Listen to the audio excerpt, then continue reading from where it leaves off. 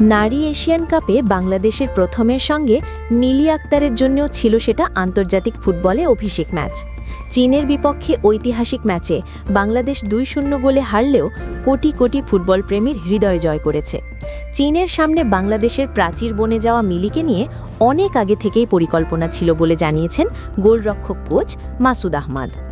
মিলিকে গতকাল চীনের বিপক্ষে শুরুর একাদশে রেখে চমক দেখিয়েছিলেন বাংলাদেশের প্রধান কোচ পিটার বাটলার। অস্ট্রেলিয়া যাওয়ার আগে রূপনার পারফরম্যান্স যে খারাপ ছিল তা কিন্তু নয়। লিগে এক ম্যাচেও তিনি গোল হজম করেননি, সবগুলোতেই রেখেছেন ক্লিন শিট। তবু চীনের বিপক্ষে প্রথম পছন্দের গোলরক্ষক ছিলেন না তিনি, উল্টো তার পরিবর্তে খেলিয়েছেন মিলিকে। সিডনিতে নারী এশিয়ান কাপের ম্যাচটিতে বাংলাদেশের লক্ষ্য বরাবর ১১ শট নিয়েছিল চীন, যার মধ্যে ৮টাই ঠেকিয়েছেন মিলি।